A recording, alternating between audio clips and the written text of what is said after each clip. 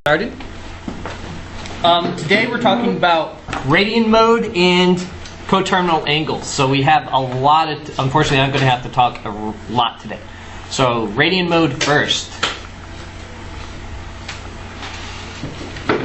These aren't too bad. So radians, let's get a definition. What is a radian? A radian is the length of arc equal to the radius of a circle. So if I draw a circle, this is kind of a little bit better here to understand. Here's the circle, and here would be a radius. Here would also be a radius, and this right here is an arc that has a length of radius also. So all of those are the radius. So a radian is this angle that gives me that setup. Now we're used to degrees, so I'm okay if you stay in degrees. It does change a little bit of what you do, but radians are useful because of this, because it gives a length of arc that's equal to the radius. So luckily there is a way to convert from radians to degrees and so on. So if I have radians and I want to go to degrees, I am going to do times whatever that radian is times 180 over pi, and that's going to give me my degrees.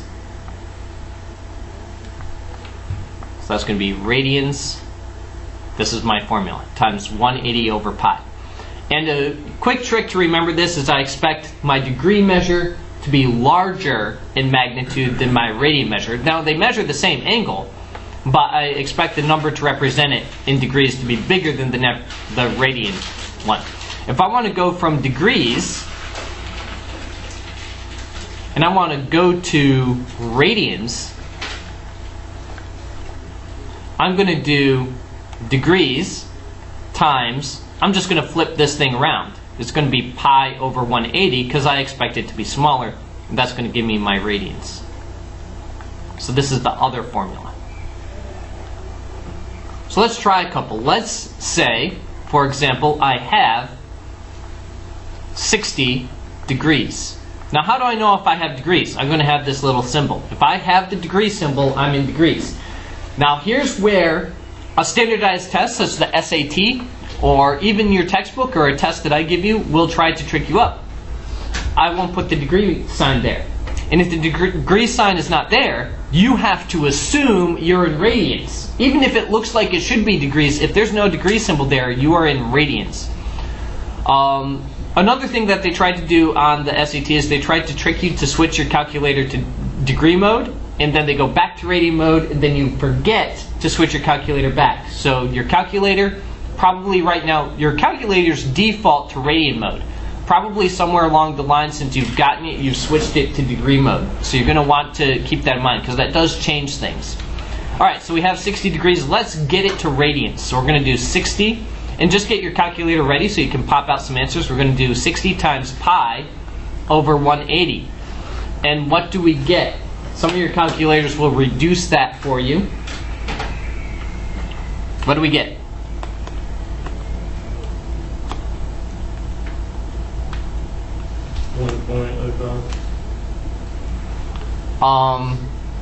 I get exactly pi over 3. Now I don't know if your calculator popped that out or not, but if it didn't, here's what you need to do. We reduce this fraction. I can divide this 60 by 60 and this 180 by 60 and get 3. Top times top, bottom times bottom. Alright? So some of your calculators will do that nicely for you. Some of them will pop out a decimal. You're going to have to convert it to a fraction. Alright, let's say I have 270 degrees. Well, what is that in radians? So I take my 270 and multiply it by what? What do I multiply this by to get it to radians? Pi over 180. Good job. Alright, so we can do that on our calculator, but again, if your calculator doesn't reduce, I see that these are both divisible by 90. So this is going to become a 2, and this is going to become a 3. So then that's 3 over 1, so 3 pi over 2. Now, again, I want to say that these are measuring the same exact angle. These are the same thing. It's just a different way to talk about it and represent it. Let's go the other way. Let's say I start with radians. So let's say I have 3 pi over 4 radians. Now, I technically don't even need to say radians. Without the degree symbol here, it's assumed to be radians. Alright, so this is our radians. I'm going to take that 3 pi over 4, and I'm going to multiply it by 180 over pi. And I know, the way I remember which one of these it is I expect my degree measure to be larger, so the 180 is definitely bigger than pi, so 180 goes on top. Now notice some things that cancel. In this case, the pi's are going to cancel. I can reduce this 180 and 4. Okay, I can divide them both by 2. Actually, I can divide them both by 4, I think. So 180 divided by 4 is 45. And the 3 does not reduce, so I divide that by 4. So I get 3 times 45 and 135. Now, some of you are lucky and your calculator will do all this reducing for you. But make sure that you know how to do fractions. All right, let's do one more of those. I'm kind of running out of space, so I'll do it up here. Let's do example. Let's do a weird example. So this time we are going to need a decimal. 5. Now this is where you're going to get tripped up. 5. Oh, there's no pi there. You might assume that I mean degrees. But I don't have a degree symbol here, so you have to assume radians.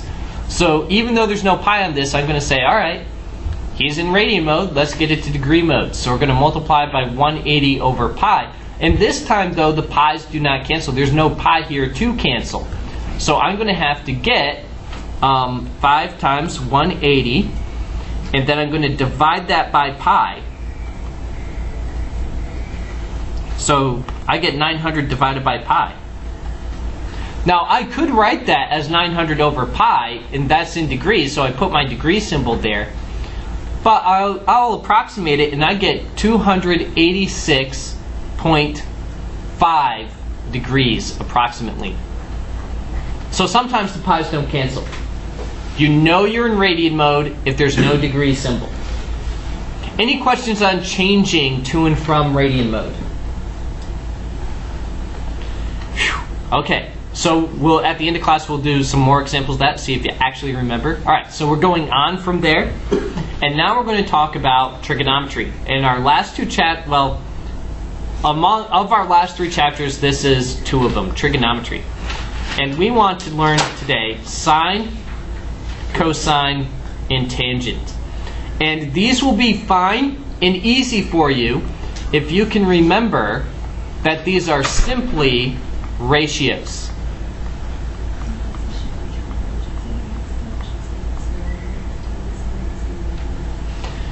Okay, these are ratios specifically in a right triangle. So if we don't have a right triangle, then these are not going to work. So here's a way to remember them. So, ka, toa. And once I get my triangle in here, we'll see what each of these are. Is that a semicolon between simply ratios? Yeah. Okay, so this is a right triangle. And in this right triangle, this is a leg, this is a leg, and this is a hypotenuse. Now I'm going to label these triangle A, B, C, and this is going to be important, so just look up, look up, look up. Alright, you see this B? It's a capital B. I use capital letters to talk about vertices. If I look diagonally, do you see that this side right here where I'm waving my marker, that's opposite of angle B. So this, we call that side little b. See, this is angle B, capital B. This is little b, it's side that's opposite. And this is little c over here. See, it's across from angle C. Vertex, capital A, it's across from, see this side is across from it. It's not touching it, right? It's not one of these two that make that angle. So this side's the opposite, that's little a. Okay, that way we are all doing the same thing. All right, now, let's think about the sine of angle A. Now, this is very, very, very, very important. This is all one thing. Okay? This is one thing. And this A is called the argument of sine. It's part of it. It's something I put into it. So sine is a function. I'm putting this angle in. Well, what is this angle? All right, well, let's put some numbers here. Let's say this is 5. Let's say this is 3. And let's say this is 4. This is easier to understand if you have some numbers. So sine is, I see this O and this H. Sine is opposite over hypotenuse. So I always, in my right triangles, I want to identify my hypotenuse first. And my hypotenuse is always opposite the right angle. Okay? Or it's the longer side. All right, so sine, opposite. Well, what's opposite? Opposite. Okay, it's 3. It's the side not touching A. So 3, and my hypotenuse is 5. Now, generally, I would say that I'd want to identify that hypotenuse first. All right, cosine of A. Well, cosine of A, well, A, adjacent. So the adjacent side. Now, adjacent is hard to describe. It's the side that touches the angle. So here's my angle right here. Here's my angle. I have two sides that make up this angle. I have side C, and I have this side B right here. Well, this side, this is the hypotenuse. So that can't be adjacent. This side right here, this is going to be adjacent, this leg, because it's the one that makes up the angle. So my hypotenuse is 5. The adjacent side is 4, because it makes up. Opposite's the one not touching it. And tangent, finally. Well, tangent is opposite over adjacent. So when I look at angle A, opposite's over here, adjacent's over here at the 4. So the tangent of A is 3 over 4. Now, sometimes when we switch to decimals, we get a little bit confused. What is 3 divided by 5? Use your calculator. 14. Okay, and 4 divided by 5 is 14. and 3 divided by 4 is 0.75. All of these are exactly the same. It does not matter if I give you to it as a decimal or a fraction. It means exactly the same thing. All right, let's switch. I'm going to use the same triangle. I'm going to use the same numbers. Let's do the sine of B. Well, now I'm up here. I'm at this angle. Well, the side that's opposite of this angle is now this one right here, this 4.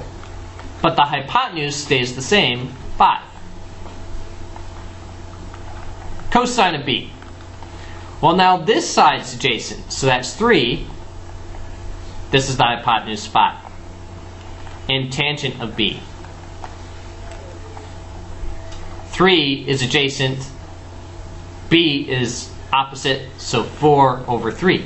And again, I can change these to decimals. So that's the same as 0.8, 0.6. Now this is something else. What's 4 divided by 3? 1.3. 1.3. Is it repeated? Now, generally, the fractions are going to be much easier to use. The decimals are going to be confusing.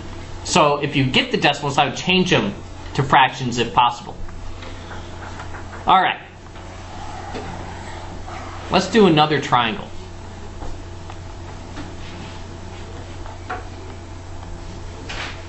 All right, let's say this is 7. Let's say this is 12. I'm not going to give you this.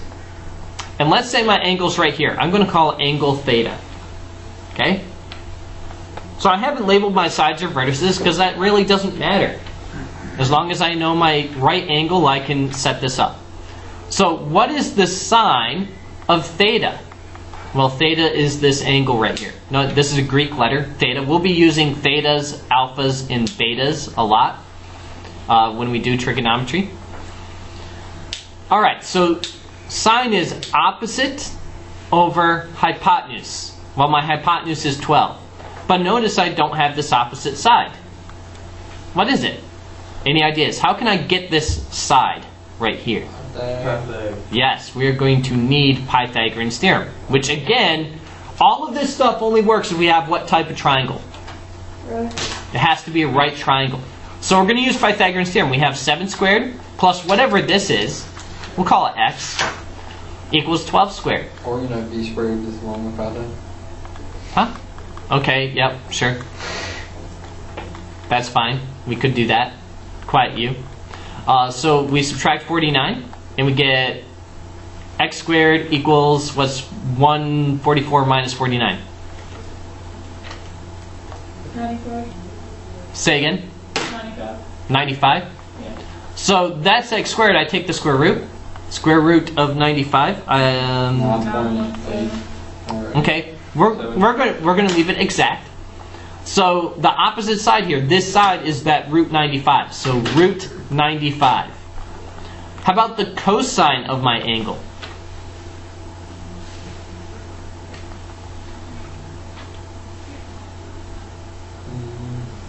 It's 7 over 12. 7 over 12. Any questions how we get 7 over 12? Tangent of my angle. Or 95 over 0. Root 95 over 7. 7. Any questions how to get that? Okay, I'm going to leave this root 95 right here. And let's say this other angle, let's call that alpha.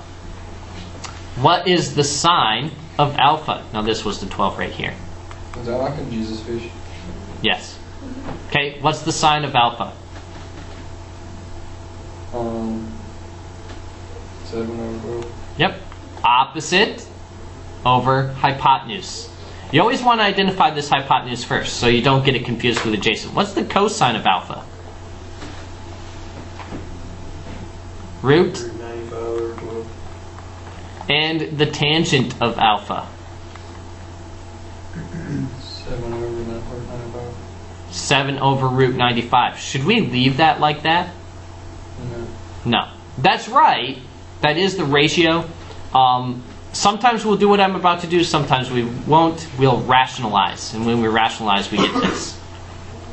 That does come up enough in trig, but there are some instances where we want to just go ahead and leave it in this form that's not necessarily good. All right.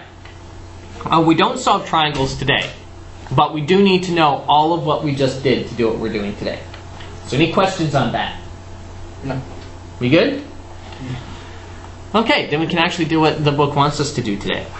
So that was actually review of what you should have brought from algebra class and already known. Or geometry. Today's thing, or geometry. We need to do coterminal angles. All of that stuff we just did was the review, not the actual stuff we need to do. Wow. Does that make you sad? Yes. I'm going to cry. Okay, but coterminal angles will be easy if you let them be easy. So I want you not to write right now. I want you to look up and just pay attention, and then I'll give you time to write. All right, so I'm going to just have this little circle. Actually, I don't even need the circle right there, but I'll just have it. Okay, so let's say I draw this. All right, here's my point. All right, and it's right here, and this is my angle. We'll call it angle theta. Wow, that's the circle formula on your board. Got stop. Okay, so here's what a coterminal angle is. How many degrees would I have if I go all the way around? 360. Okay, so I have 360 degrees is one complete turn on this. All right, now if I go from here to here, how many degrees is that? From here to here, that's 90 degrees. And if I go from here to here, plus another 90. So right here is 180. Right here is 90. If I go another set, another 90, so this is 270. And if I go another 90, I'm at 360, which is also there. Okay, so we're getting there. All right, so let's say this angle right here, let's say that's 30 degrees. Okay? That's a 30-degree angle. Well, what if I go all the way around? So how many degrees is that? 360. And then I go another 30. Well, how many degrees is that? 390 degrees. Now, it should occur to you, well, that's the same as 300 or 30 degrees, right? What do I have to take out? Subtract out the one complete turn, right? So what you might be able to be asked is, well, what if my angle is 527 degrees? Well, that's not especially useful. I've gone around this circle, right? Well, where is this? I want to know where it is. So I'm going to subtract 360, a complete turn, repeatedly until, repeatedly, I spelled that wrong, repeatedly, until I get a number less than 360. So I'm going to do 527 minus 360. 167. So where is that? Well, we said here's 90, here's 180, here's 270, and here's 360. 167 is like over here, right? Okay, so this is my angle. That's what that angle actually is. So your book's going to ask you, and the test might ask you, okay, here's my angle. What is that as a number between 0 and 360? And you just subtract 360 repeatedly until you get a number less than 360. So what if I give you 1,285 degrees? We're going to repeatedly subtract 360. So subtract 360. What do we get? 525. And then we do it again. We're subtracting 565. 205 is the next one. And finally 205. All right, so 205 is my answer. That's where this is. Well, where is that? Is it right here? Which quadrant is this? This is quadrant 1. Is it right there? No. Is it in quadrant 2? No. Is it in quadrant 3? Yeah. Yes, it's somewhere over here. Okay? All right, so we just subtract out the complete turns to find the coterminal angle. Now, sometimes we're given it as a negative angle. Well, what does a negative angle mean? What if I give you negative 360 degrees? Well, instead of measuring, see, a positive angle measures counterclockwise. Positive is counterclockwise. And negative is clockwise, going the other way. So if this is a positive angle, a negative one is going to go the other way. It's going to go this way. So this is negative 30 degrees. But now I want that as an angle that's between 0 and 360. This is less than 0. So now I need to figure out, well, where is this? It occurs to me, I take that 360, and instead of subtracting the 360, I'll subtract the 30 and get 330 degrees. So if negative 30 is this way, then there must be, if I measure counterclockwise, 330 degrees, because how many degrees are in a circle? 360. Now where this gets complicated is when my numbers get large. So what if I had negative 400 degrees? That means I've measured counterclockwise one complete turn and then some more. So I'm going to, just like the other one, instead of subtracting 360, if I start with a negative angle, I'm going to add 360. So I get negative 40. That's still negative, right? So I add another 360. What do I get? 320. 320. Okay? So here's the rule for coterminal angles, and now you can start writing. Here's the rule that we'll use. To find a coterminal angle between 0 and 360, if the angle I start with, so that'll be theta, is greater than 360, subtract 360. Repeatedly until we get something between 0 and 360. So we're going to subtract 360 repeatedly. If the angle I start with is measured clockwise, that is, it's negative, so if it's less than 0, now why don't I have the, if I'm given an angle, say I'm given 270, well that's already between 0 and 360, so I have nothing to do. So if my angle is less than 0, that is, it's negative, I'm going to add 360 repeatedly until I do get an angle. See, just that I add a complete circle or I subtract a complete circle to get my answer. Whew. A lot today, right? A lot. How much time do we have? Like half a minute. Okay. What time is We got like, 9:20. still got like 9:40. 20 minutes. 9:40. Oh, You know, like 13. Okay. Last thing. Are we good? Yes. Do you want to do a few examples? Find the coterminal. Sure. All right, so I'm going to go quickly through them. Here are my examples. 575, negative 390, 9,000. Nah, I won't give you 9,000. 900. And let's say negative 270.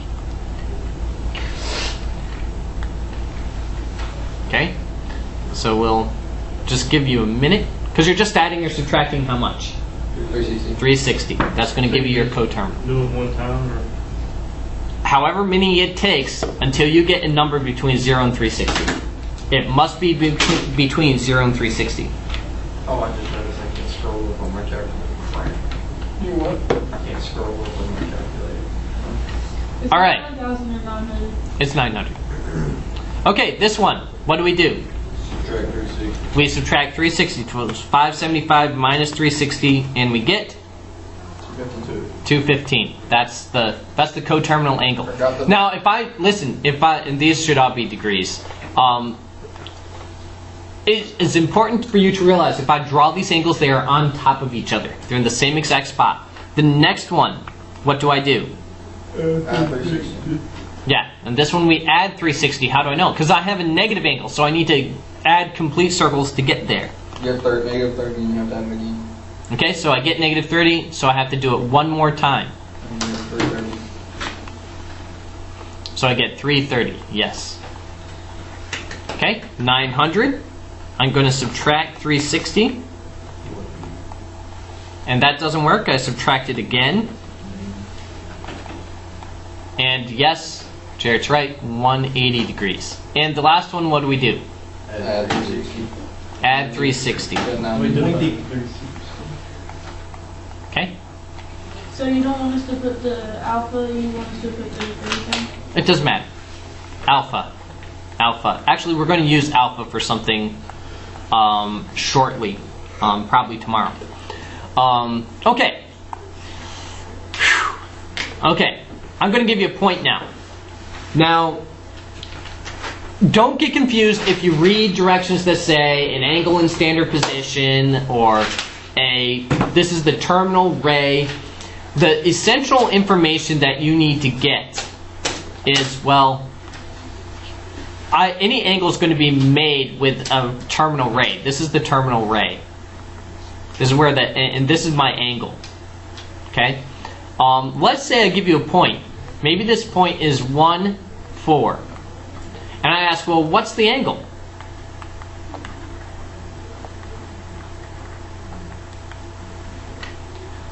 Well, I don't have much information here. I just have this x and this y.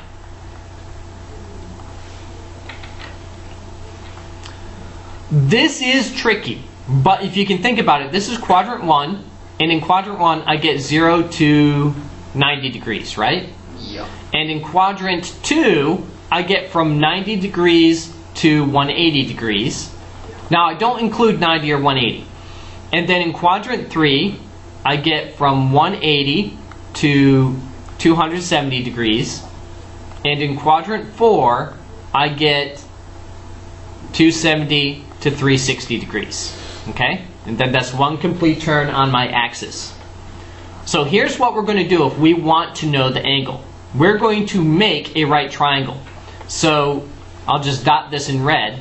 See, here's red. See, it's a right triangle, right? And then this length is 1, and then this length right here is 4. So if I draw it over here so it's not as messy, I have a 4 right here and a 1 right here. And now this is going to be alpha, right here inside of my triangle that I just made. And I'm asked what's the angle. Now, what I calculate here may not be that angle. It's this angle in this triangle. We call this a reference angle. It may not be the actual angle. Alright, so how do I find this? Well, I have opposite over what? Adjacent. So tangent of alpha is 4 over 1. Opposite over adjacent. See, we needed to review that trigonometry in order to do this. And my terminal ray ends up right here. And now, in order to get this, I need to do a function on my calculator called an inverse. If I want an angle, and this is going to be important, if I want the angle, and I don't have it, I use an inverse. So I have my ratio. I'm going to inverse tangent that on my calculator in order to get what this angle is. So you'll need to make sure, right now we're in degree mode. So we want to make sure that our calculators are in degree mode. And if you don't know how to change that, ask me later. So we'll do inverse tangent of 4. I get about 76 degrees. Okay? Now, this ray is in quadrant 1. Is 76 degrees in quadrant 1? Yep, so my answer, my theta, is 76 degrees. That's the actual angle. See, I'm going to use theta to mean my actual angle and alpha to mean my reference angle. It really doesn't matter. In the end, this is my answer. That's what the angle is. Okay, let's do one more example. And this time I'm going to do one where it does not come out like that. So, here's my sketch, and here's my point, here's my terminal ray, and let's say I give you the point negative 3, negative 10. Okay? So which quadrant am I in? 3. I'm in quadrant 3. And in quadrant 3, I expect a degree measure between 180 and 270, right? That's what I expect it to be. So, I'm going to draw my triangle. This length is 10. This length is 3. Now, you can leave the negatives there if you want. It does not matter. And notice my right angle is over here now. So I'm going to draw this triangle over here just so that we can see what's going on. See, this is x, and this is y. So negative 10, negative 3. You can make them positive. If it really doesn't matter. My alpha is right here. Now, notice, how many degrees are from here to here? How many degrees from here to here? 180. Okay? And then, to get this angle, I go an additional amount, don't I? So in the end, I'm going to do 180 degrees plus my reference angle, my alpha. Because I expect something between 180 and 270. So I'm going to have to add a little bit more. So tangent of alpha equals, what's opposite of alpha? D. And what's adjacent to alpha? 3. I don't need this length. So now I do an inverse. So alpha is inverse tangent. Now that does simplify to 10 over 3. So inverse tangent of 10 divided by 3. And I get alpha is 73, about 73 degrees. But that's in quadrant 1. Which quadrant am I in? I'm in quadrant number 3. So I've already gone 180 degrees. I'm going to need to go an additional 30 degrees. So I'm going to do 180 plus 73 degrees and get 253 degrees as my final answer. Does that make sense why I had to add the 180? Yes. Okay. We have time for one more, so we'll do another one. Now, tangent is always going to give me a number between 0 and 180. Actually, it might even give me a negative. So let's see. So I guess I misspoke. It might be negative 90 to 90. Let's do this one.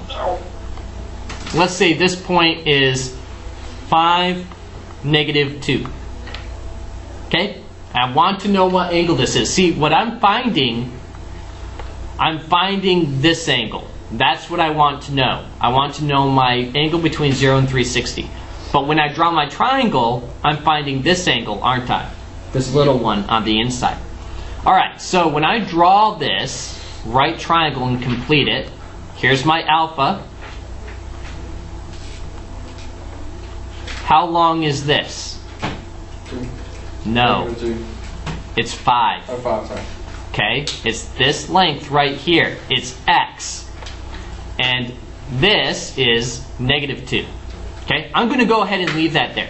Opposite over Jason. adjacent, right? So tangent of alpha is negative 2 over 5. Notice it's always the y over the x. Have you noticed that? Y over x. Now I want the angle, so I do an inverse. Alpha is inverse tangent of negative 2 over 5. So when I put that in my calculator, You get negative 21.8. yep, equals negative 21.8. Alright, so I'm going to round that to 22. And this angle, I don't want to call it negative. I'm just going to say this angle is 22 degrees. Does that make sense? Okay, now how am I going to get, I expect an angle between 270 and 360. Okay, so, well, I guess I could leave that negative there. Let's go ahead and leave that negative there. It really doesn't matter. I want this piece. Well, how am I going to get it? Well, if I go all the way around, how far have I gone? If I go all the way, I've gone 360.